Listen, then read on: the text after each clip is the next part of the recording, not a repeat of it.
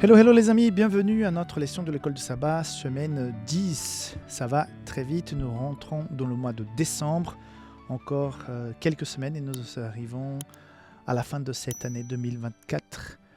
Dieu nous a accompagnés, nous a bénis et nous voici pour continuer dans l'adoration, dans l'étude de la parole et ensemble sur notre chaîne à étudier quotidiennement ce message de salut pour chacun d'entre nous. Merci de ta fidélité, merci peut-être de tout l'effort que tu fais pour partager le contenu de cette chaîne, les vidéos, dans les groupes WhatsApp, dans les groupes WhatsApp de la famille, de l'école, de l'église. Ça fait toujours plaisir de rencontrer parfois. J'étais récemment au Monténégro et là-bas j'ai rencontré quelqu'un qui m'a dit « Ah oui, je suis l'école du sabbat avec les vidéos », donc c'est assez sympa. Nous sommes pour une nouvelle semaine où nous allons aborder les chapitres 13 et 14, une partie du 14, l'ensemble du 13. On va parler de quelque chose que j'apprécie beaucoup, cette cérémonie, ce moment de lavement des pieds. Ce qui s'est passé avec Jésus et ses disciples, c'est passionnant et ça nous touche encore aujourd'hui en tant que chrétiens qui suivons le Christ, parce que c'est, à mon avis, l'un des moments les plus humbles de son ministère, mais qui est aussi le plus engageant par rapport à ceux qui nous demandent en tant que chrétiens d'être aussi humbles et aussi serviables que lui. Donc, on va voir tout ça dans la semaine. Je vais vous parler tout à l'heure de mon témoignage personnel par rapport à cette expérience du lavement des pieds. Quelque chose que j'ai vécu il y a des années et quelque chose que je viens de vivre il y a deux sabbats de cela. Donc, reste avec nous pour tout ça. Je voudrais, avant de commencer, vous faire une annonce. C'est que Safélise a déjà les méditations pour l'année 2025. Il y en a 5 et cette année, nous avons la méditation du pasteur Roberto Badenas. Aujourd'hui, avec Jésus, aujourd'hui. Bien sûr que j'ai préparé ici la liste, mais au moment de vous dire exactement ce que nous avons, la liste, elle a disparu. Je viens de la retrouver. Voilà. Donc pour les adultes, c'est la méditation de Roberto Badenas, aujourd'hui avec Jésus. Nous avons pas mal travaillé, ça fait déjà bientôt 4 ans, non 4 ans, non, 3 ans que nous travaillons sur cette méditation pour cette année 2025. Très belle, très intéressante, comme d'ailleurs vous connaissez déjà plusieurs ouvrages du pasteur Badenas. Il y a aussi pour les adolescents, cette tendance aujourd'hui, c'est le titre. Il y a aussi une méditation d'Ellen White, la merveilleuse grâce de Dieu. Il y a pour les enfants, petits mots venant du cœur, et pour les femmes, plus heureuses en Christ. Tout ça, c'est dans un lien spécial que tu peux retrouver sur publicationadventiste.com. Il faut aller sur les autres et là, vous allez trouver donc les abonnements annuels. Pour vous faciliter la vie, je vais mettre ça en bas de la vidéo et aussi dans la communauté WhatsApp de Safélise Français. Comme ça, tu fais un clic et tu tombes sur une page spéciale que avec ces méditations. Et nous sommes en train de finir une agenda pour les femmes qui sera bientôt mise à disposition ici. Donc, tu pourras aussi acheter l'agenda pour la femme 2025 qui est très, très, très belle. Une très belle agenda qui a été préparée par Safélise pour les femmes. Donc, elle est en train d'être imprimée. Et bientôt, quand elle sera disponible à Safélise, on va mettre aussi sur cette page. Donc, les méditations, il y en a 5 pour les adultes, pour les adolescents, pour les enfants, pour les femmes et une spéciale d'Ellen White sur publicationadventiste.com. OK ? Passons donc à l'étude de la leçon de ce sabbat. Or, cette semaine, nous allons nous pencher sur Jean 13 et Jean 14. J'ai énormément apprécié, c'est très simple, l'introduction de la leçon de cette semaine, mais j'ai pas mal apprécié la façon comme l'auteur va expliquer le schéma de l'évangile de Jean. Ce schéma en 4 parties, nous avions déjà vu lors de la 3e leçon, je crois. C'était pas dans la première, dans la 3e ou 4e, où elle explique que l'évangile de Jean est partagé en 4 sections. Donc le prologue, la première partie, l'épilogue, la dernière partie, et au milieu, dans ce sandwich, Nous avons le livre des signes, c'est tout ce que nous avons vu jusqu'à présent, jusqu'à à Jean 12. Donc Jean 11, c'est la résurrection de Lazare. Jean 12, on voit déjà les résultats de cette résurrection, les gens qui veulent tuer Lazare, Jésus, les discours de Jésus, Jésus chez Simon. Et nous entrons dans cette troisième partie du livre de Jean à partir de cette semaine, qui va du chapitre 13 jusqu'au chapitre 20, verset 31.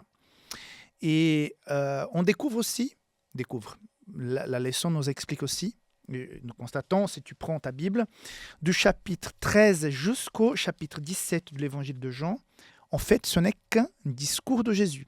Ce discours, il a lieu le jeudi soir, quand Jésus est à table avec les disciples, quand il est dans cette chambre haute pour vivre la Pâque avec les disciples. Donc là, il va faire un discours. C'est là aussi où il y a cet événement au début du chapitre 13 du lavement de pieds. Et c'est là où la leçon nous parle aussi des 7 je suis qui sont proposés dans l'évangile de Jean. Donc je te laisse voir ça dans la leçon. Par rapport au lavement de pieds, j'ai une expérience qui m'a beaucoup touché par rapport à cette cérémonie. C'est pour ça que c'est très important quand on peut effectivement de préparer notre cœur pour la Sainte Seine avec le lavement de pieds.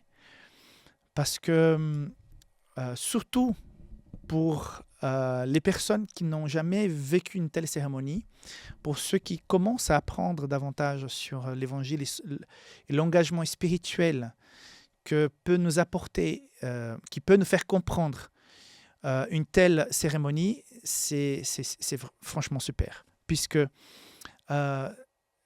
de se rabaisser ou de se baisser pour laver les pieds, parfois d'une personne avec qui nous n'avons pas une certaine intimité, mais il m'est arrivé de voir une personne le sabbat matin à l'église et de vivre avec cette personne que je ne connaissais pas, le lavement des pieds, parce que voilà, c'était comme ça. Parfois, j'ai quelqu'un que j'ai dit, écoute, il faut vraiment qu'on fasse ensemble parce que voilà, je souhaite te demander pardon et tout. Donc, je fais avec cette personne, souvent avec ma femme aussi. Donc, c'est une très belle cérémonie. Mais quand j'ai vécu ça pour la première fois, j'avais 18 ans, je commençais à connaître l'église. Et un monsieur qui, je le voyais là, c'était un monsieur, j'étais un homme d'affaires, qui avait déjà un certain âge, un homme vraiment aisé. Et c'est lui qui vient vers moi tout adolescent pratiquement encore, qui me dit, mais écoute, viens, on fait ensemble. J'ai dit, ok, mais je ne connaissais pas, donc je ne savais pas à quoi m'attendre. Et quand cet homme, comme je n'avais jamais fait, c'est lui qui a fait le premier, quand il se met à genoux pour laver mes pieds, je dis, non, c'est pas possible. Donc, ça m'a énormément touché. Ce jour-là, je me souviens même de l'endroit, des gestes, des mouvements, ce qu'on a fait après, parce que j'étais tellement ému et ça m'a tellement marqué que ça m'a gravé dans l'esprit cette expérience. Et tout récemment, j'étais à l'église, il y avait la Sainte Seine, et je ne sais pas pourquoi, je crois que j'étais seul, ma famille était ailleurs. J'ai dit, mais il faut que je trouve quelqu'un pour vivre le lavement de pieds avec moi. J'ai dit, alors Dieu guide-moi pour que je puisse savoir à qui proposer. Et tout à coup, je vois, il y a un monsieur qui n'est pas encore membre de l'église, mais qui étudie la Bible, qui est là avec sa femme, qui est déjà adventiste. Et je dis, mais pourquoi pas lui? Et là, il avait envie de participer, mais il ne savait pas comment le faire. Il était tout gêné. Il ne voulait pas faire avec sa femme parce que, voilà, il était vraiment... Et quand je lui ai proposé, il a dit oui, volontiers. J'ai vu qu'il avait envie de vivre ce moment. Et là, j'étais tellement content parce que pour nous qui sommes déjà dans la barque depuis longtemps, parfois, on vit ça avec un peu comme si c'était un rite, on ne prête plus attention. Mais je sentais que pour lui, c'était profond, c'était fort. Il était tout ému à la fin quand on a prié ensemble après. Et là, il était content, il m'a remercié. Et sa femme m'a dit après qu'il était hyper touché, hyper content. Et voilà, c'est tout simple, mais Jésus, il savait ce qu'il faisait. En tout cas, dans mon processus de conversion, quand j'ai vécu le lavement de pieds pour la première fois, c'est quelque chose. Parce que ce n'est pas anodin de se mettre à genoux, de laver les pieds d'une personne parfois qu'on ne connaît pas très bien. C'est un geste d'humilité et Jésus voudrait par cela dire, écoute, tu peux être ce que tu veux, avoir beau faire plein de choses, avoir des diplômes, avoir de l'argent, mais là, on est tous pareils. Donc l'Évangile nous aide à nous remettre de temps en temps à notre place, nous rappeler que nous avons aussi un devoir en tant que chrétien de demander pardon quand on a fait quelque chose, quand on sait qu'on a blessé quelqu'un. Et le lavement de pieds, même si on n'a pas devant nous la personne avec qui nous avons eu un différend ou bien avec qui on aurait voulu vivre une espèce de réconciliation, disons que la personne est déjà décédée ou la personne est très très loin, tu ne peux pas l'atteindre, mais cette personne qui est devant toi, elle représente à quelque part cette personne à qui tu souhaites demander pardon. Donc parfois tu voudrais faire la paix avec quelqu'un qui est déjà même parti décédé, mais le jour où tu vas faire lavement de pied, dis Seigneur, cette personne représente un tel que j'aurais voulu qu'il soit là. Donc c'est comme si cette personne était là. Je voudrais que ce moment, ce partage d'humilité soit non seulement avec cette personne qui est là physiquement, mais aussi avec cette personne qui n'est plus là. Et je pense que ça nous fait vraiment un grand bien de dire Seigneur, pardonne-moi, et de demander à cette personne, oui, pardonne-moi aussi pour les choses que j'ai faites qui ont pu te blesser, même si c'est cette personne directement ou si elle pour toi représente quelqu'un d'autre ce jour-là. Voilà, je pense qu'on va avoir une très bonne leçon cette semaine, intéressante. Et lavement de pieds, c'est pour moi un moment assez beau et je pense effectivement que ça vaut la peine et c'est très important de le vivre. Sachez que l'Église adventiste est parmi... il y a très peu d'églises qui pratiquent régulièrement, presque systématiquement, le lavement de pieds comme l'Église adventiste. Donc, même pour d'autres communautés, le lavement de pieds reste quand même une chose assez impressionnante. Moi, j'étais catholique avant et j'ai vu une fois un lavement de pieds, mais c'était le prêtre qui, devant la scène, lavait le pied de certaines personnes. Je crois qu'une fois, j'ai vu aussi entre adultes, parce que j'étais très jeune à l'époque, mais j'ai jamais pu participer à un lavement de pieds avant de devenir adventiste. Donc, voilà. Que Dieu te garde. On se voit au cours de cette semaine, chaque jour, pour poursuivre cette leçon. En tout cas, il y a un beau message pour nous. Jésus est le chemin, la vérité, la vie. On va explorer tout ça. Bye bye.